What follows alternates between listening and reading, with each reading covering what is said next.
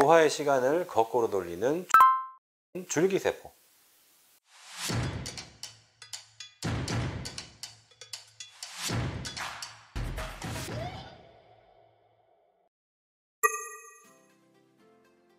노화는 피부가 주름이 오고 기능이 약해지고 이런 부분들이 생기는 것을 노화라고 하는데요. 이런 노화가 왜 생기는가에 대한 거는 여러 가지 연구들이 있습니다. 최근에는 세계보건기구에서 노화를 질병으로 정의했다가 여러 가지 무리가 생겨서 취소했던 적이 있었죠.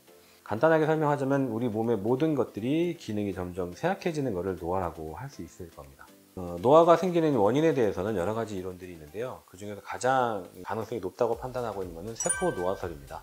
세포 노화설은 뭐냐면 우리가 세포가 생활을 하다 보면 여러 가지 환경적 요인이나 그런 것들 때문에 이제 세포 손상이 생기게 되고요. 손상된 세포를 대체하기 위해서 이런 세포들이 자기 복제나 세포 분열을 하게 되는데, 이 세포 분열을 할 때마다 이 유전자가 조금씩 손상이 된다는 거죠.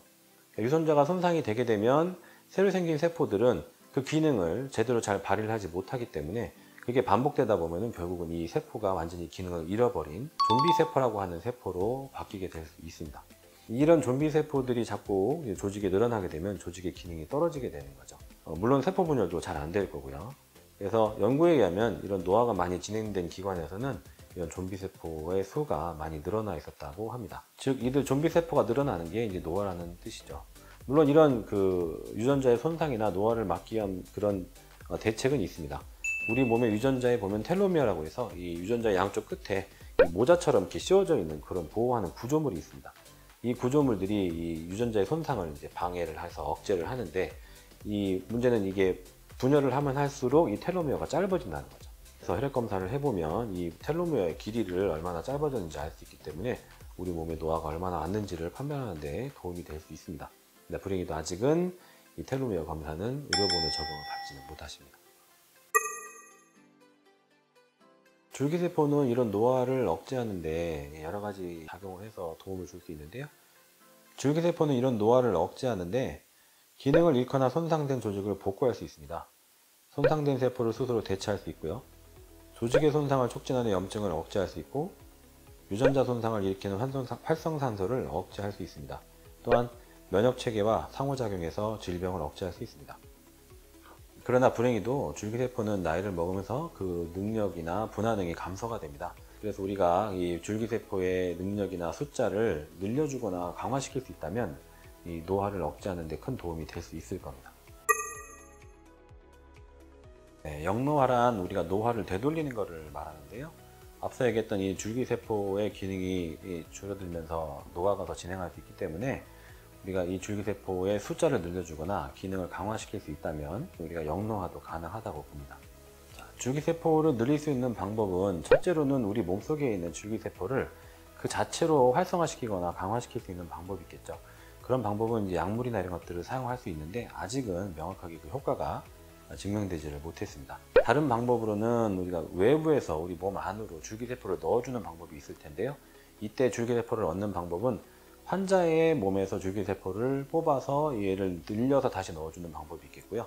또 하나는 다른 사람의 줄기세포를 환자의 몸에 넣어주는 방법이 있겠습니다.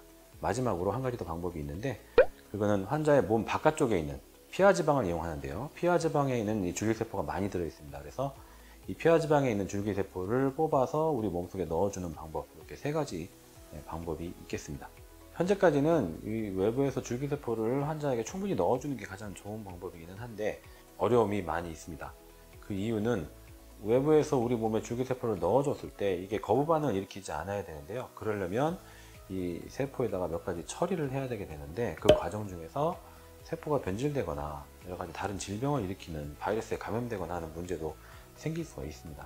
또한 내 몸에 있는 다른 줄기세포, 즉 바깥쪽에 있는 피하지방에서 추출하는 줄기세포를 넣어주는 방법도 있겠지만, 그게 줄기세포를 추출하는 과정 중에서 사용하는 약물이라든지 그 다음에 줄기세포를 추출한 거를 혈액으로 넣어줬을 때 일부 지방세포가 따라 들어가게 되면 혈관을 막는다든지 하는 위험성이 있기 때문에 아직은 완전히 안전하다고 할 수가 있는 방법이 아닙니다.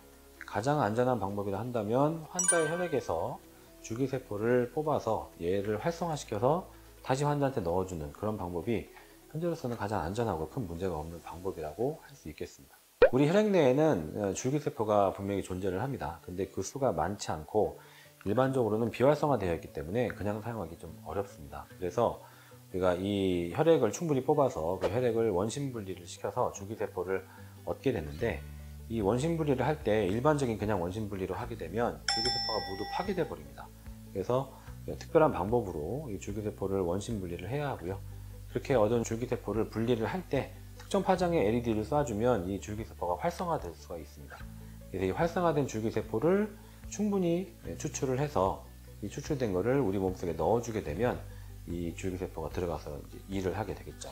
줄기세포를 추출하는 장비는 이전에도 많이 있었고요. 그냥 원심 분리만 해서는 세포가 다 파괴되고 하기 때문에 지금 저희가 쓰는 방식은 이제 하버드에서 개발한 방식으로, 그런 기술을 이용한 그런 원심 분리 방법으로 이 세포를 90% 이상 생존시켜서 분리를 해낼 수가 있습니다.